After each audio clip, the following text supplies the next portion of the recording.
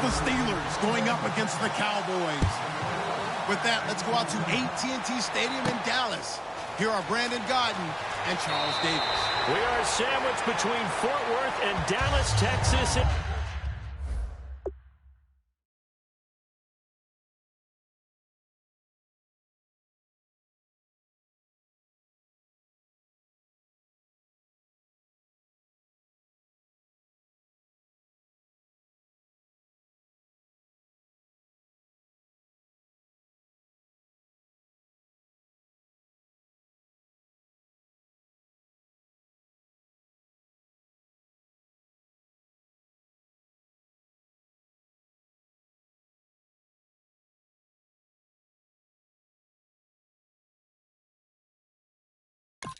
Arlington at the luxurious AT&T Stadium. Coming up, we've got what should prove to be a good one between the Pittsburgh Steelers and the Dallas Cowboys.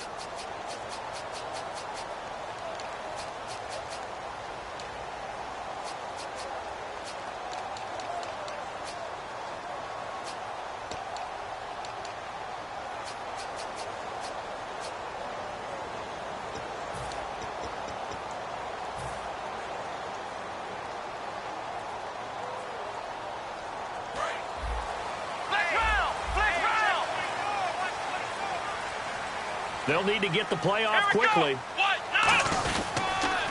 Now the first carry for Ezekiel Elliott. Oh, he's got a little daylight. Ezekiel Elliott going to take it the distance. Touchdown, Cowboys. Ezekiel Elliott, 75 yards. And the Cowboys have taken the early lead.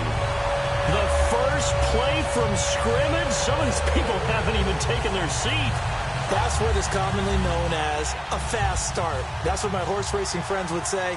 They caught a flyer out of the gate, and guess what? They're in the lead now.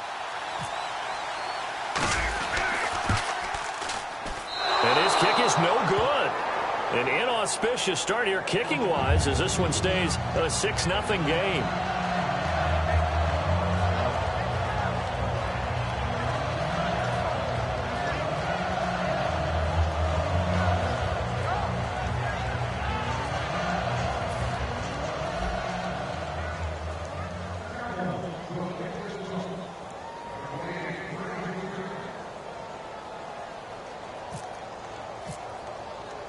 Bailey now to kick it away after the touchdown.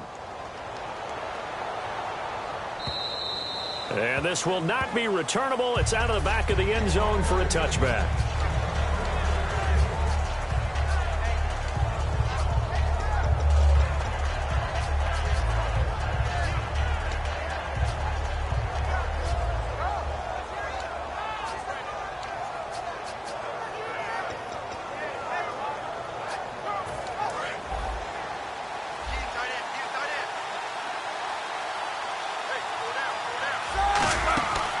Here's the first carry for Le'Veon Bell.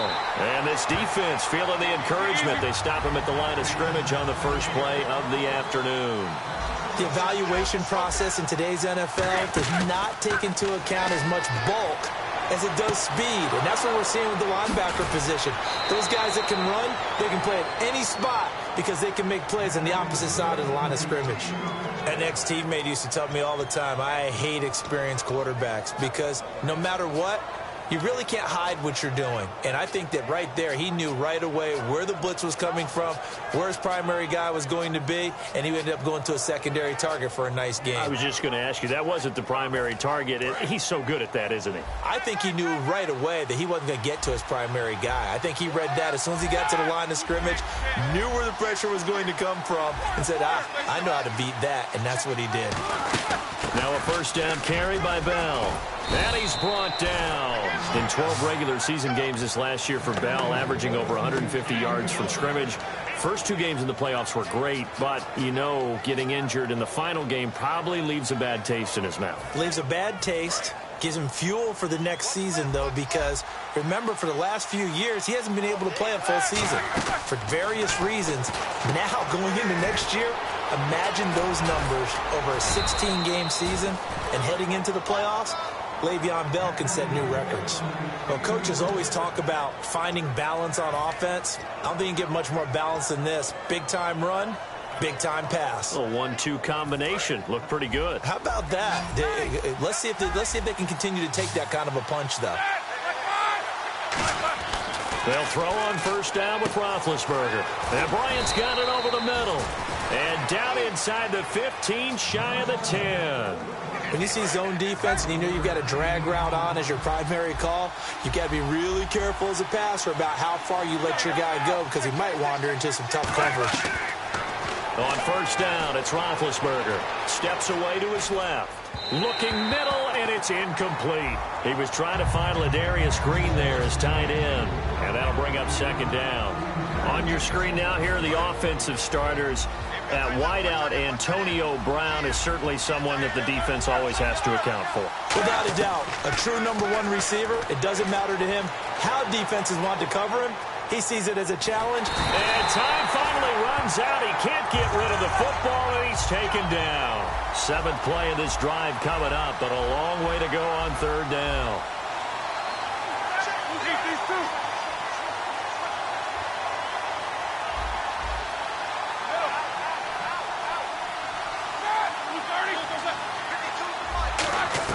Now Ben on 3rd and long, looking for someone to throw to. And incomplete. The contact made the ball roam free and brings up 4th down.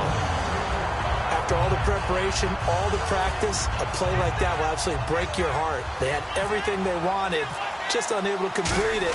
In the end zone, a big-time drop. And Boswell's kick is good. And they are on the board, trailing now 6-3. So the drive stalls out, but they are able to put 3 points on the board. Yeah, just a yard or two shorter than an extra point, so no problems converting there. Now it's Lucky Whitehead on the return.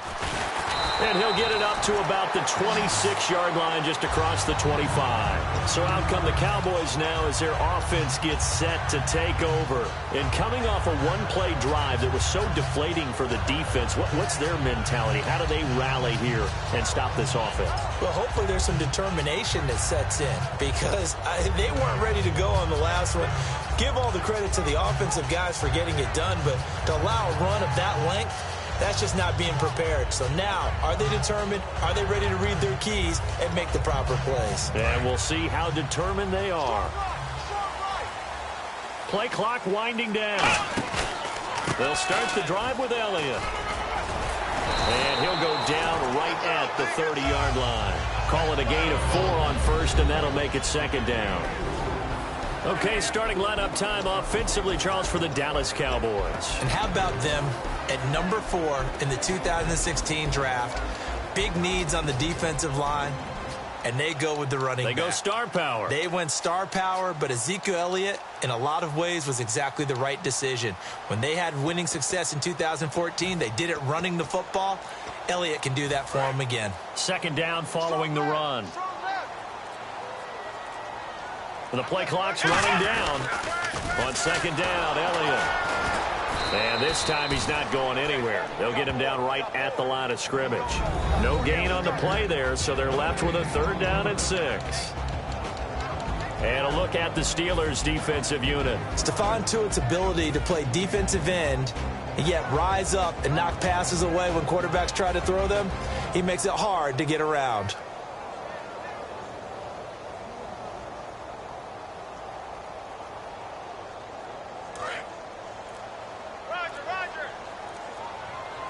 And Pittsburgh with 6 defensive backs in the game here on 3rd down. To throw is Prescott. Quick hitter here, it's complete. It's a pickup of 6 and good enough to move the chains. And fit's the exact right word. Over the middle, there's almost always traffic, so anytime you're a receiver in that area, you're not just focused on catching the football. You're wondering where the collision's going to come from, right? Because there's almost always someone there able to concentrate, catch it, and even added a little extra at the end with a short run. They'll come out in the pistol. A first down carry by Elliott. And he'll grab a gain of 5 out of this up to the 41-yard line. Sitting alongside Charles Davis, I'm Brandon Gaudin as it is Cowboy football to begin quarter number 2. They've got a second down at 5 here to start things out.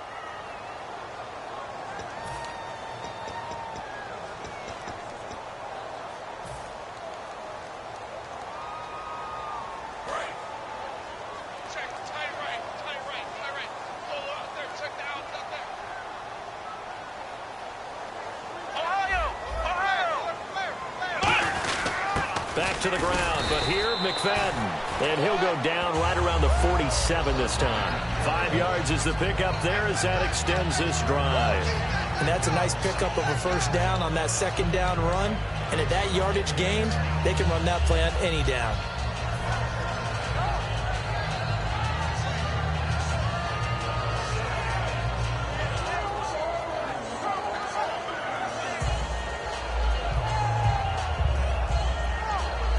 And a new set of downs here after picking up the first on the ground. Again, we'll see the pistol here. First down, Prescott. And the tip there altered the ball flight, and it falls incomplete. It'll be second down. Okay, Parker, you ready for Brandon's off-the-wall stat question of the week here? Well, is that any different than any other time we talk? No, it's not. But Chris Hogan and Julio Jones actually had the exact same numbers in the conference title games. 9 catches, 180 yards, 2 touchdowns. Who did it better? Wow, that's a great question. Listen, the easy, trite answer is they both did it so exceptionally well, you just called a tie. But I'm breaking the tie. I'm breaking the tie. Julio Jones did it better. That short slant where he ended up running over 2 or 3 people and taking it to the end zone, that was the clincher right there. Julio Jones did it a little bit better than Chris Hogan. They find some open field here. They got 18 yards out of that one, and it gets them a new set of downs.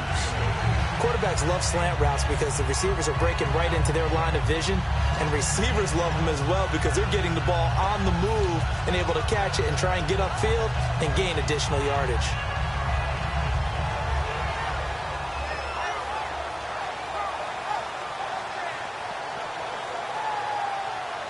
So the offense has it first and 10.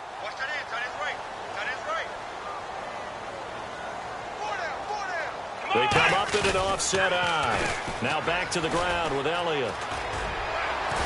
So he got free of 1 tackle but couldn't do a whole lot else. He'll get a nice chunk there on the first down run, and it's 2nd and 4. I know the toss play begins with the guy taking the snap and turning around and tossing it to the runner.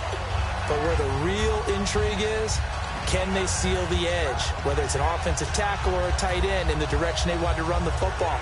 If they do that, that's the result that you get, that type of a gain. If they don't, oftentimes it's not a very successful play. Time running out here on the play clock. On second down, McFadden.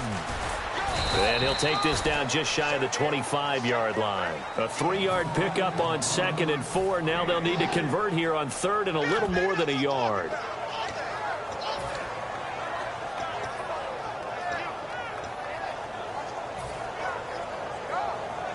Ninth play coming up here on this drive. This is 3rd and a yard. They come out here in the eye. They'll run it. Here's McFadden. And he gets the first down here as he's taken down at the 24. Everyone understood their role on that play.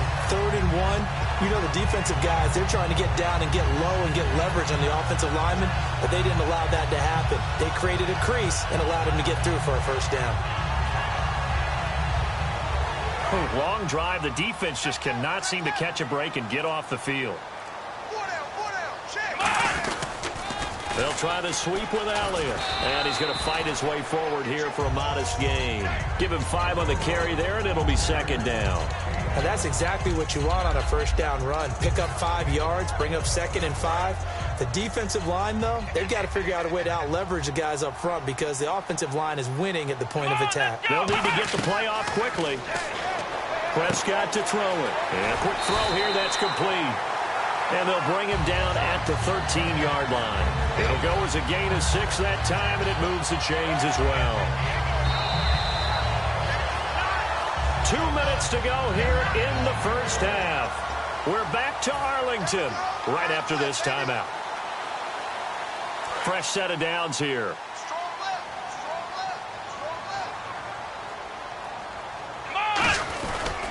They'll pitch it out to Elliott. And he is going to lose yardage here. So a loss of 5, and it'll be second down. So the myth has been shattered. Every cornerback in the league is not just a cover corner. Some of them will stick their nose in there and make plays exactly as we just saw there. A big loss suffered by the offense after that nice tackle.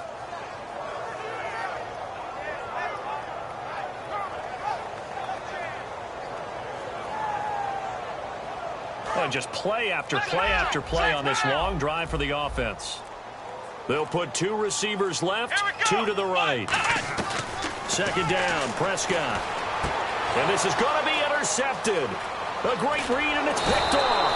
And he'll get this back to the 32-yard line. And Pittsburgh getting set to take the field. And last time able to get 3. It's not what they wanted. They wanted 6, but they got at least something. They mustered something out of the drive. They'll take it.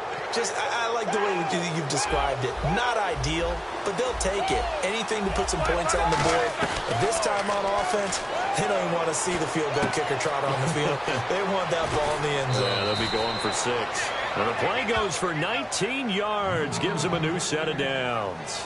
I think that's a big pickup for a first down because when you run a drag route against zone, you're sometimes asking for trouble because you might run into a defender. Yeah, well, there they ran into a first down. Executed it to perfection. Now Roethlisberger on first down. Toward the sideline, and look at that catch. Dragging the toes, and that's going to be a first down. Well done. Brown finishing 2016 with over 1,200 yards, 106 receptions. Now for him, you know, people were expecting maybe some bigger numbers, Charles. What did you make of Antonio Brown's season? Well, what I made of it is that he started to get more help along the way. Jesse James developed at tight end. Once Le'Veon Bell got into the lineup, he started to catch passes out of the backfield and ate up a few numbers as well. So Big Ben had more targets to throw it to.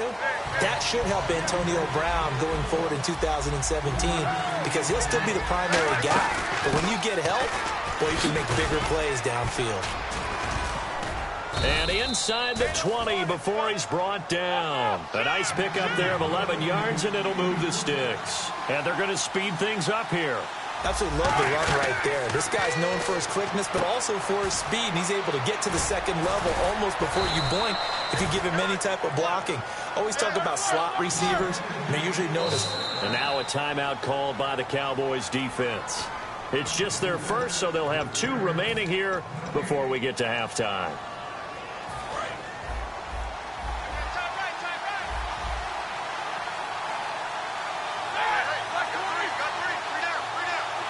And here we go on first and goal.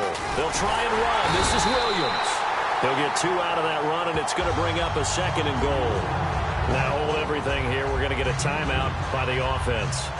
It's just their first, so they'll have 2 remaining here before we get to halftime.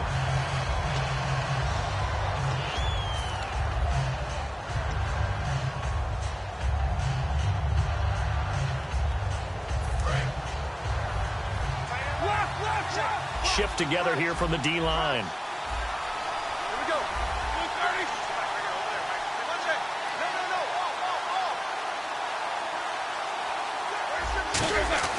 On second down, and this is caught. It's Bryant, and it's a Steeler touchdown. Martavis Bryant as the first half is winding down, and the Steelers have taken the lead. And he's got it as the lead is now 10-6.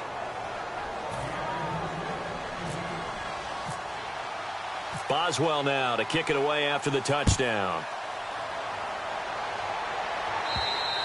And they will not get a chance to return this one as it's through the end zone for a touchback. And now Dallas gets set to take the field. And with time quickly fading here in the second quarter, not sure how aggressively, offensively they want to play this. I think we'll find out just how much they trust their guys in this situation if they decide to take a shot.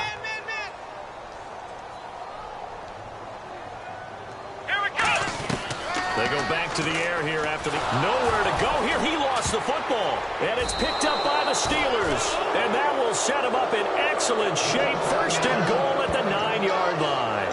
And Pittsburgh Pittsburgh getting set to take the field. And where the ball is now, you got the field goal pretty much in the bag. Now do you try for the end zone a couple of times? I don't think there's any question about it. You might get a gift of 6 points rather than the 3 that you just noted that you feel like you already have. Be aggressive, go after it, and try and get those points.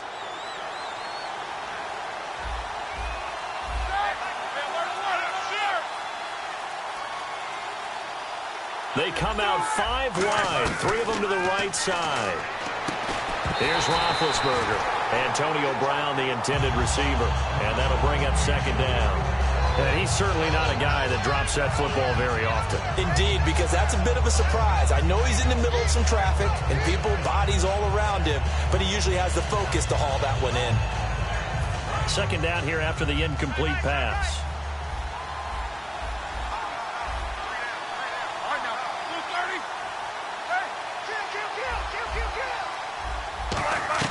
On second down, Roethlisberger. Did he get the feet down? Yes. Touchdown. Martavis Bryant in the final seconds of the first half. And the Steelers are going to add on to their lead. And that's a lead that excites a team as they head into the half. Good way to finish things off. Yeah, able to extend that lead, and you always say it, that can totally change the complexion of half number 2. Yeah, it changes your morale, changes your outlook. But even before that, let's see if they decide to kind of squib kick or what they're going to do on the kickoff, because you don't want to give up a big play right before the half ends. Good point. And that'll carry over the back line of the end zone for a touchback. And now Dallas gets set to take the field. And from this spot in the field with the clock where it's at, you think we're just going to see a knee and that's it? And I think in this situation, that's the proper play. But we do know there's some risk takers out there that may want to take one more shot before the clock runs out.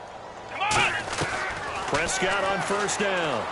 He's got time in the pocket. Now he'll be wrapped up around the waist and pushed down. That's it for the first half. 2 more quarters to go. We'll have plenty more to see after the break.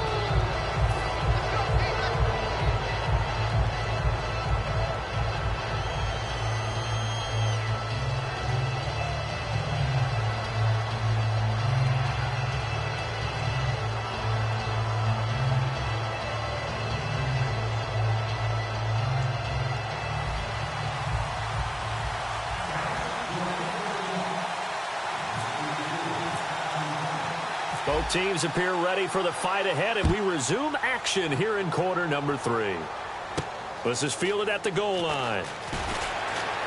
And some good coverage there by the kick team as they'll bring him down at the 16-yard line. The Steeler offense now with a football first here to begin the third quarter. They built a good first half lead. Now they have a chance to add on to it. And what I'm thinking is that the offensive staff spent the entire halftime just working with them on, here's what we think they're going to do to attack us in the second half.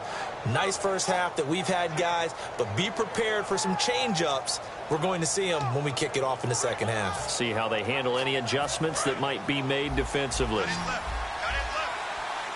They come out 5 wide, 3 of them to the right side. And they're going to go soft on the corners. On first down, it's Roethlisberger, and it's incomplete. Brandon, Super Bowl 33 saw Atlanta take on Denver, and they were led, of course, by John Elway at quarterback. Here we are now with Super Bowl 51, and Atlanta back in the Super Bowl. This time, they get Tom Brady. They don't catch a break at the quarterback position, do they? Couple Hall of Famers. Yeah, it's not going to be easy. That last one was in Miami. This time, of course, in Houston. We'll see if they have better luck this go-around. Well, the one thing Atlanta has in their favor this time, probably the league MVP and their own quarterback, Matt Ryan. Throw left side is complete to Rodgers. The reception good for 7. It's third down. And when you're playing a quarterback with some experience and some moxie, you enter the danger zone when you decide to blitz him, because if he's able to diagnose as he did on that play, he can hurt you downfield. He reads defenses so well, doesn't he? He really does, and the best part about that play for him, I don't think that was his primary target. I don't think so either. I think he had the read, figured out where the blitz was coming from, and went to a secondary target for a really nice game. And on third down, the Cowboys bring in an extra defensive back. Now Roethlisberger to throw. Man open left side is Brown. He loses 5 full yards to bring up 4. Now, that was well defended, and as a cornerback, what you're taught when you see a wide receiver screen, either you get underneath the play before the blocking forms, or you're going to have to fight your way through it by getting through some blocking. That was a really nice play there.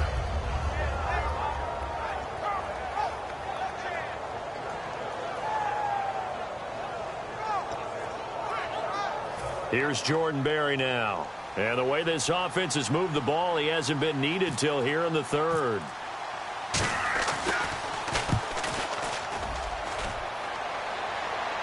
And a fair catch called for and made just inside the 35-yard line. So possession goes over here on the punt. And the Cowboys will take over the football with a 1st and 10.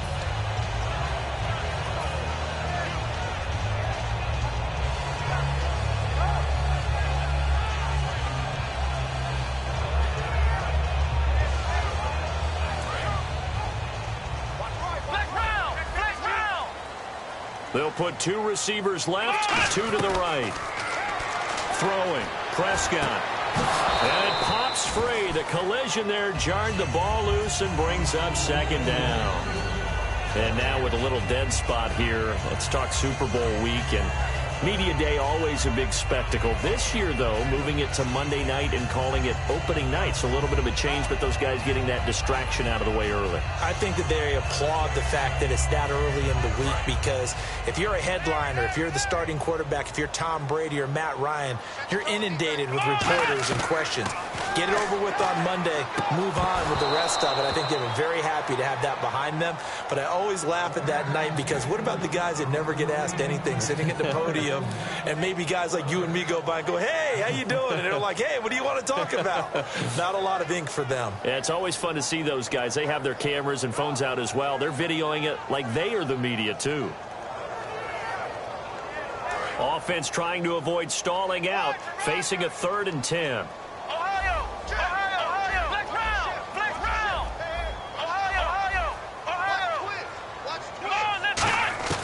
On 3rd down, it's Prescott. And this time he's got the hook up. It's complete. They give him 12 yards and a 1st down. Slant route's effective no matter who's running the route and catching the ball. But when you have a receiver of that stature, you have to be a little bit more precise throwing it. You don't have the same catch radius with the bigger targets. And that'll be incomplete.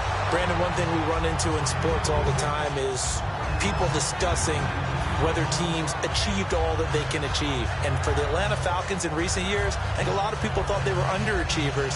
They erased that with this year's playoff run to the Super Bowl. Yeah, last year had the hot start to the season, petered out, and just when they've been able to get to the playoffs, haven't been able to get over that proverbial hump. I think they're over that hump. Yeah, I think in this recent run, and this is what I'm talking about maybe since about 2005 or so, they did have one NFC Championship game appearance against San Francisco, but many thought they should have won that one. Now they're on to the Super Bowl in 2017. He couldn't quite hold it. Got hit. Ball pops out. Incomplete. On any passes in the middle of the field, anyone who's going after the football is going to be conscious that it's probably going to be contested, and often physically. Sometimes that leads to drops. So the incomplete pass brings up 2nd down. They'll put 2 receivers left, 2 to the right. Now Prescott. He's got the connection to Cole Beasley. 11 yards for number 11. Some think that teams really won't throw a slant route unless you have a receiver that has a lot of stature to him. But sometimes the little guys, they get lost in there. People can't really locate them, and they run that quick cut on the slant, and oftentimes they can turn it into big plays.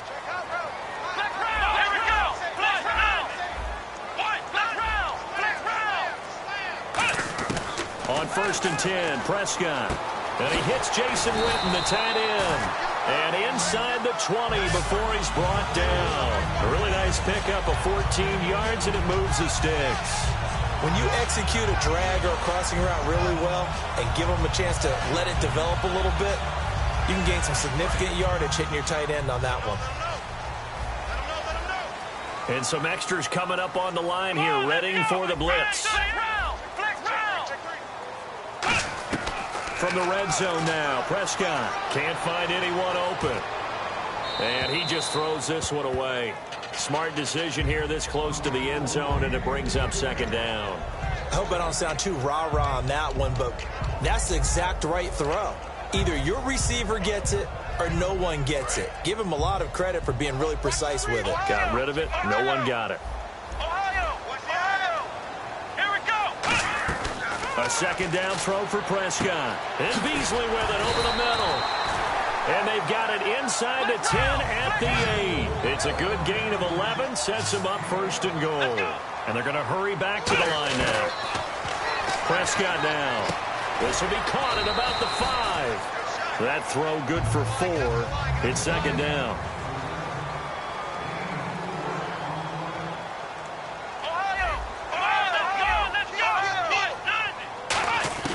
They'll throw again. Prescott. That's caught at the 2. 4 yards on the completion, and it sets up a 3rd down.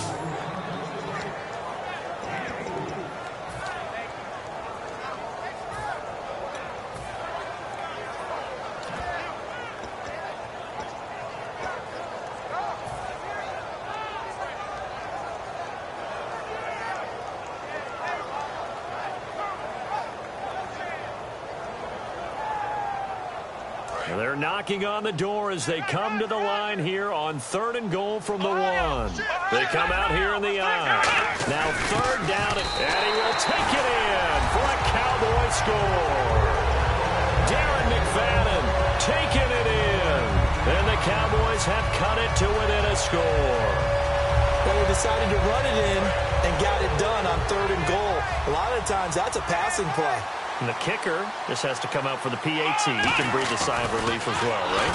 Although I don't know if he's really breathing a sigh of relief. I think he likes to put 3 points on his ledger. Protection was great. He had time to set up a campsite. But in the secondary, though, they were ready. And I think that in most places on the field, if you have that much time to throw the ball, someone's going to shake free and you'll find an open receiver.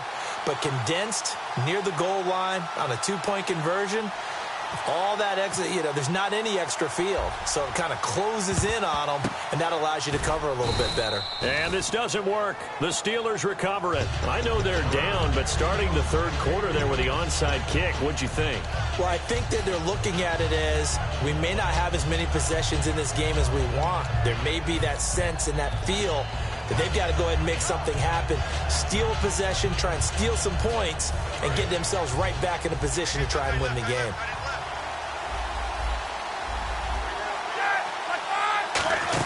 They'll try and get the running game going with Bell. And he's going to be met at the line of scrimmage and taken down. No gain on the play. It'll be 2nd down.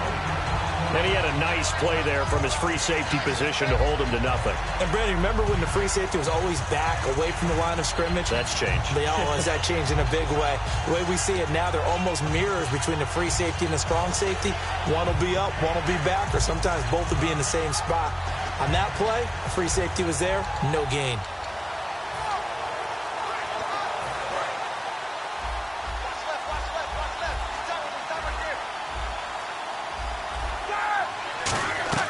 On 2nd down, Roethlisberger, a screen to Bell. And able to break one tackle, but then quickly brought down. But a nice little gain. Call it a pickup of 7, and that's going to bring up a 3rd down. For a second there, I thought that might break big. Screen pass, looked like it was coming together, looked like there was an opening. Still, ended up with a solid gain. Well, they were handed great starting field position on this drive, but now they face a 3rd and 4. Here we go. Easy, easy. They'll try and run for it with Bell. And he's going to have the 1st down yardage as he's down at about the 30-yard line. Back now in Arlington.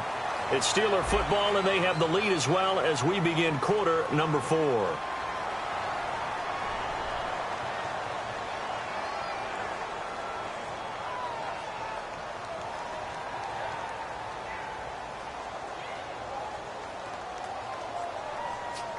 So the run moves the chains, and here we go on 1st down. Bryant spread out to the right.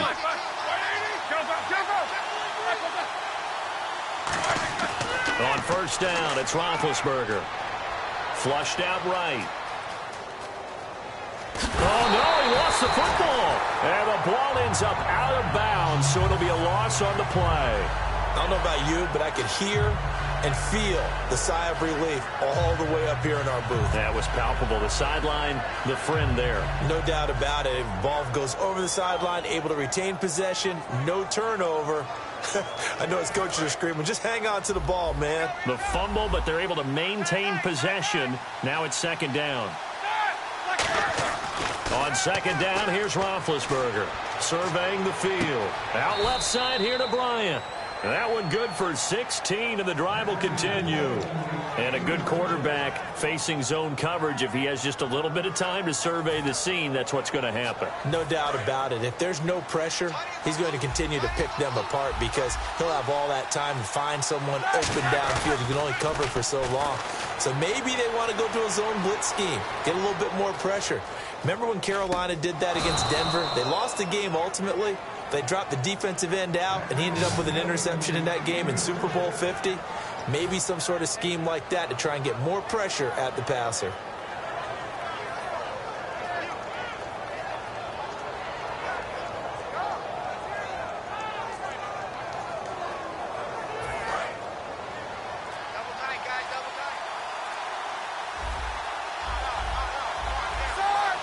Roethlisberger keeps it, and he's into the end zone. Touchdown, Steelers. Ben Roethlisberger scoring on the sneak from a yard out, and the Steelers find a way to stretch their lead.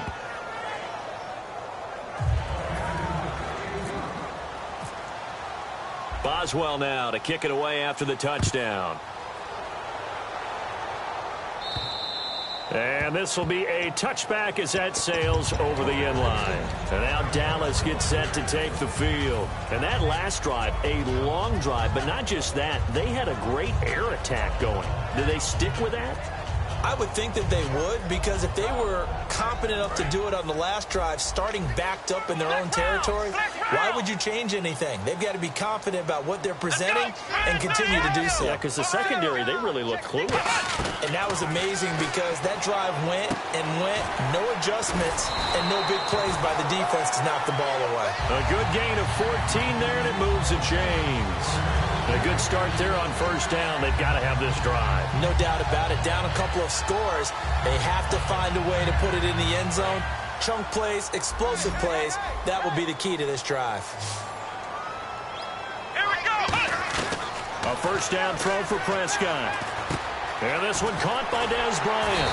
And he'll be taken down, but not before he gets into enemy territory. Give him 13 on the pickup there. And that leads to a Dallas first down. Check girls, check girls, check girls. Let's go. Brand 38. Ohio.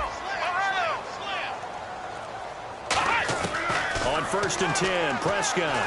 He's got time. He's going to fire one deep. This is caught inside the 15. A gain of 35 that time. And it'll be a Dallas first down. And at this stage, down in the second half, looks like they just wanted to find a way to get it in the hands of their playmaker, and they did. I think you're exactly right. I don't think the coordinator's looking at his play sheet and trying to figure out which play will work well. He's trying to figure out how to get the ball to the playmaker that you just described. Looking down at that sheet, you find people plays, not necessarily X's and O's, and that's exactly what they did there. Throwing again, Prescott on second and 10. Firing quickly here, and that's complete. And eventually stopped just shy of the goal line, right around the 2. That looked like a pretty good route combination there, because you've got to find a way to clear the guy running the drag. Because when you do, you just put the ball on him and then let him run. He's got some space. His pass caught at the 4. That's going to go as a loss of a yard, and it'll be second down. Well, you throw it this close to the goal line, usually you're thinking touchdown. Here they actually complete it but lose yardage. When you're this close to the goal line, you have to anticipate that maybe you're going to see a defense that you can make a case that there's 11 in the box. There's just no room. So I'm with you. You've got to find a way to push things downfield a little bit. Any type of space is better than what we just saw. And he'll get in. Touchdown, Cowboys. Alfred Morris, a 3-yard touchdown run. And the Cowboys draw a bit closer. Well, that turned out how they wanted. Run the the toss play to the left side. Go for that pylon. Get in there. And just being able to understand where the pylon was and sneak it in there, well done, well executed. And his kick is right through.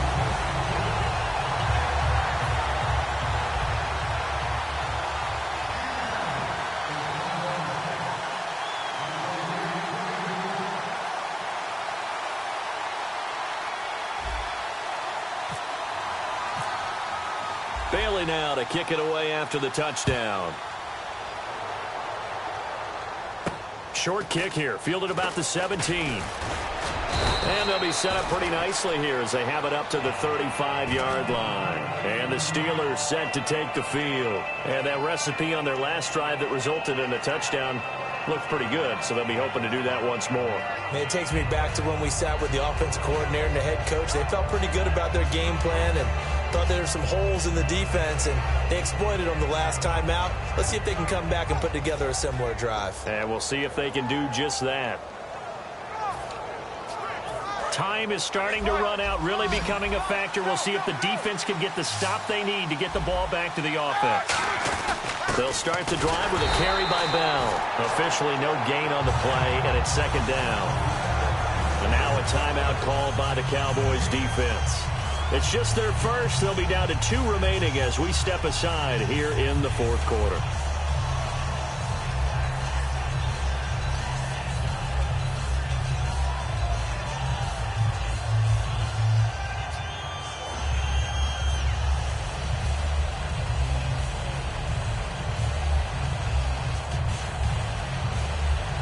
So they're leading. They have possession of the football, and certainly this is where they just want to milk the clock.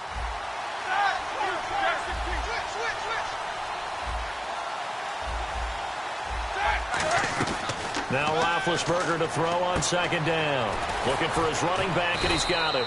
And brought down, but not before reaching the 45-yard line. We always talk about having to read defenses and how complicated that is. Well, this was an excellent read. Read the pressure and got rid of the football before it even got to him for a nice gain. And when they're blitzing like that, running back usually a good spot to go with the football? Without a doubt, because he's right in your sight line or he's near you. So you're able to just get it to him easily. And once he gets in space, that's usually a good matchup for him. They come up with one running back. That's Bell. And he'll get it up the middle. And he'll fight forward maybe to the line of scrimmage, but that's all. And now the Cowboys are going to call another timeout. That'll leave them with just 1 remaining in this fourth quarter of play. Offense still needing 10 yards. Second down.